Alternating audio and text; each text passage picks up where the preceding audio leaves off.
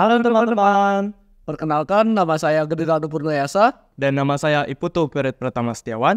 Kami adalah perwakilan dari SMK Negeri 3 Singaraja pada Olimpiade Jaringan Mikrotik tahun 2023. Pada video tutorial kali ini, kami akan menjelaskan bagaimana caranya mengkonfigurasi static routing pada perangkat router mikrotik. Sebelum kita lanjut pada praktikum, kita perlu mengetahui apa itu routing dan static routing. Jadi, routing merupakan sebuah protokol yang digunakan oleh router untuk mengetahui alamat atau rute dari suatu jaringan ke jaringan yang lainnya. Sedangkan static routing merupakan suatu metode yang dapat kita gunakan untuk mengkonfigurasi routing tersebut. Jadi ada dua metode, yaitu dynamic dan static. Jadi dynamic, router akan mengkonfigurasi routing table-nya secara otomatis. Sedangkan static, kita perlu mendefinisikan paket tersebut mau dibawa kemana dan lewat mana. Jadi, ibaratkan routing itu adalah seperti buku panduan dalam perjalanan kita dari kota A ke kota B. Kita akan memiliki banyak pilihan rute menuju kota B. Nah, sama halnya dengan router, routing akan memilih rute terbaik menuju destination address dari paket tersebut. Kelebihan static routing daripada metode routing lainnya, yaitu static routing terkenal lebih ringan dan andal karena routing table-nya tidak berubah-ubah. Namun, dengan situasi ini menjadikan static routing bukanlah pilihan yang tepat jika Anda memiliki jaringan dengan skala yang besar, karena akan menyulitkan kita jika terdapat perubahan topologi atau masalah teknis lainnya. Nah, itu tadi penjelasan singkat tentang teori static routing. Jadi mari kita lanjut ke contoh kasusnya.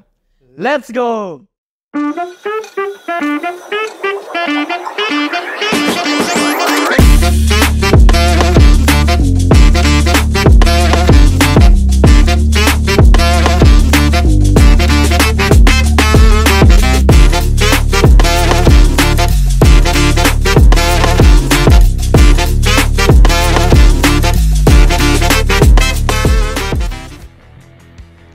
Nah, pada contoh kasus kali ini, kita dapat melihat ada 4 perangkat yang terdiri dari 2 router dan 2 PC. Sebut saja yang di kiri adalah router 1 dengan kliennya adalah PC A, dan yang di kanan adalah router 2 dengan kliennya PC B. Pada topologi kali ini, kita dapat lihat router 1 sudah terhubung langsung dengan router 2. Nah, kita ingin menghubungkan dari dari PC A ke PC B. Mungkin teman-teman ada yang berpikir bahwa tanpa konfigurasi apapun selain IP address, maka PC A dan PC B dapat saling terhubung. Namun pada kenyataannya mereka belum bisa saling terhubung karena router 1 belum mengetahui arah untuk mengakses subnet dari PC B, dan sebaliknya juga router 2 belum mengetahui arah untuk mengakses PC A. Nah, disinilah konfigurasi routing diperlukan. Jadi, dengan routing kita dapat memberitahu router 1 kemana arah untuk mengakses PC B, dan kita juga memberitahu router 2 kemana arah untuk mengakses PC A. Jadi, lanjut saja kita melihat bagaimana konfigurasi fisiknya. Seperti pada topologi sebelumnya, bisa diperlihatkan router 1 memiliki klien PC A yang terhubung melalui port Ether 2. Dan adapun router 2 yang memiliki klien PC B yang terhubung melalui port Ether 2 juga. Nah, adapun kabel yang menghubungkan antara router 1 dengan router 2, yaitu pada port Ether 1 pada masing-masing router. Nah, sekarang kita akan melakukan konfigurasi pada router-router tersebut, dimulai dari router 1.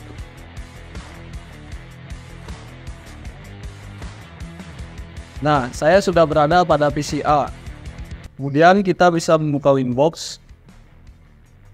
Klik enter. Nah, di sini pada tab Netbox kita bisa melihat daftar router yang sudah berhasil di-scan oleh aplikasi Winbox ini.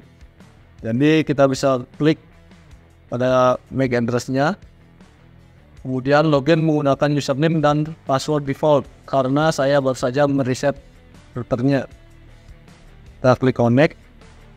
Nah, pertama-tama kita ganti identitinya dulu pada menu sistem identity. Jadi kita beri nama R1 agar lebih mudah dikenali nanti. Kita klik OK. Kemudian pada menu interfaces kita akan mengganti nama dari setiap interface yang terhubung agar lebih mudah dikenali nantinya. Pada Ether 1 kita beri nama Ether 1.R2 yang mengarah ke router 2. Oke. Kemudian pada Ether 2 kita beri nama Ether 2.PCA.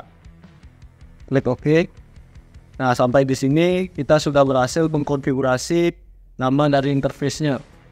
Selanjutnya kita bisa mengisi IP address pada setiap interface. Kita klik pada menu IP addresses, klik tombol plus, kita pilih pada Ether 1, kita isi sesuai topologi yaitu 10.0.0.1 dengan prefixnya yaitu /30. Klik OK. Kemudian tambahkan juga pada Ether 2 yang mengarah ke PCA. Kita isi IP 192.168.100.1/25. Kita klik OK. Nah, kita sudah berhasil mengkonfigurasi IP address-nya. Selanjutnya kita akan mengkonfigurasi routing table. Jadi kita buka pada menu IP routes. Nah, di sini sudah terlihat daftar routingnya. Kita bisa tambahkan.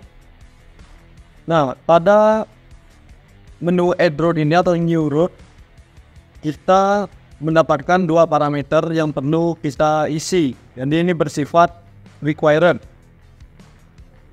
yaitu destination address dan gateway. Pada destination address, kita bisa anggap itu sebagai kemana arah paket tersebut. Sedangkan gateway adalah lewat mana paket tersebut akan diteruskan. Kita isi pada destination address yaitu IP dari subnet PCB 192.168.50.0/27. Perlu diingat untuk destination address kita bisa mengisikan berupa subnet IP maupun IP hostnya. Jadi bisa dua cara. Kemudian pada gateway kita isikan 10.0.0.2 yang mengarah ke router 2. Kita bisa klik OK. Nah, jadi kita bisa lihat jika destination address-nya adalah 192.168.50.0/27, maka gateway yang dilalui adalah 10.0.0.2. Sampai di sini kita sudah berhasil mengkonfigurasi static routing menuju ke PCB atau subnet dari PCB. Selanjutnya kita bisa mengisi IP pada perangkat ini, perangkat host. Kita buka control panel, network and internet, network and sharing center, change adapter settings. Nah, kita bisa melihat banyak adapter di sini. Kita pilih adapter yang terhubung langsung dengan router. Contohnya pada PC saya menggunakan Ethernet 7. Kita klik kanan di sini, klik properties. Kemudian pilih pada Internet Protocol version 4. Kita klik dua kali. Klik use the following IP address untuk menambahkan IP address manual. Kemudian kita isi IP-nya 192.168.100.2. Jadi untuk subnet mesh-nya kita isi 255.255.255.128 dengan gateway-nya yaitu IP router 192.168.100.1. Kita klik OK. Oke.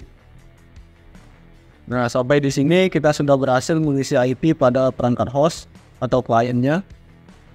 Selanjutnya kita bisa menguji konektivitas antara PCI ini dengan router.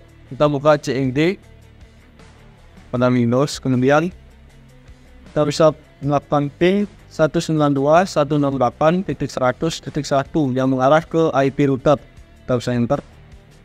Nah, di sini sudah menunjukkan bahwa PCA dan router sudah berhasil terhubung. Nah, selanjutnya kita bisa mengkonfigurasi pada router 2 agar router 2 dapat mengenali subnet dari PCA juga. Oke, jadi di sini saya akan mengkonfigurasikan router 2. Jadi sama seperti cara konfigurasi sebelumnya. Pertama-tama kita akan membuka aplikasi Winbox. Kemudian pada tab Networks, kita akan melihat MAC address dari router tersebut. Kemudian kita klik dan klik connect. Nah, sekarang pertama-tama kita akan mengganti identity pada router tersebut dengan cara mengklik sistem, identity, dan kita beri nama R2 to router 2. Kemudian kita klik OK. Nah, selanjutnya kita akan mengganti nama dari interface tersebut dengan cara mengklik interface, dan kita akan double klik di Ether 1. Selanjutnya kita akan beri nama Ether 1.R1 dan kita klik OK. Dan untuk R2 atau Ether 2, kita akan mengganti namanya dengan Ether 2.PC strip B. Kita klik OK. Nah, lalu sekarang kita akan mengkonfigurasi IP pada Ether 1 dan Ether 2 dengan cara mengklik IP, addresses, dan icon plus ini. Nah, pertama-tama kita akan mengisi IP di Ether 1 dengan IP 10.0.0.2/30. Interface-nya Ether 1. Kemudian kita klik OK.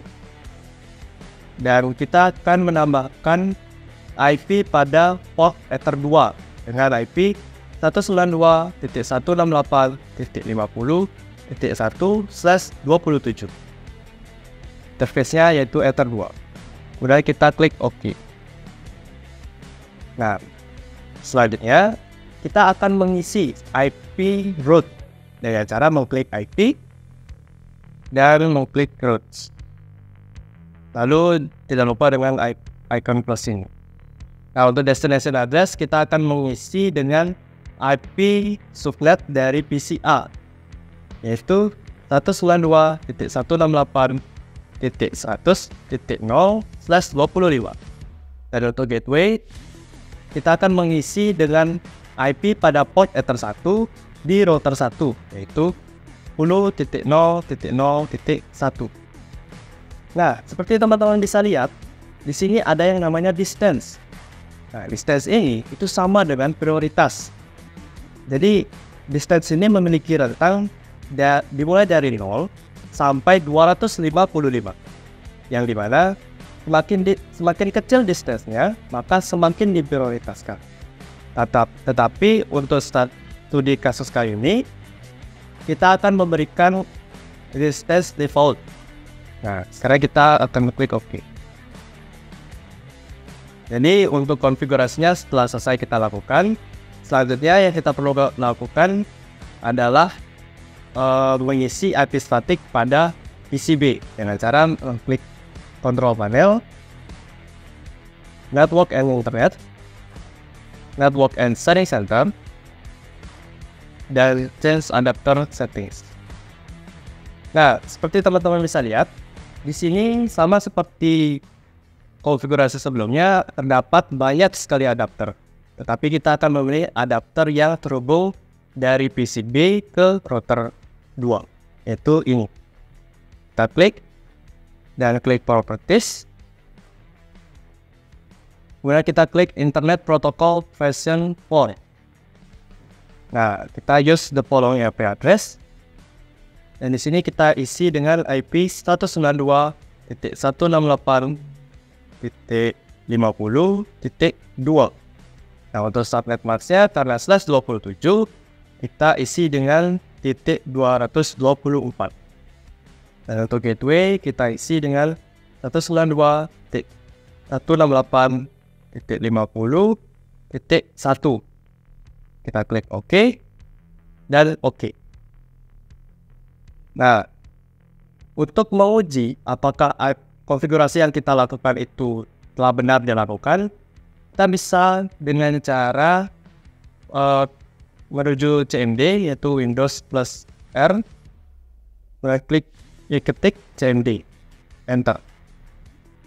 Kemudian kita ping IP dari router 2, itu 192.168.50.1. Ya, seperti teman-teman bisa lihat, konfigurasinya telah benar kita lakukan. Dan selanjutnya kita akan mengetes apakah bisa dari PCB ini terkoneksi dengan PC A.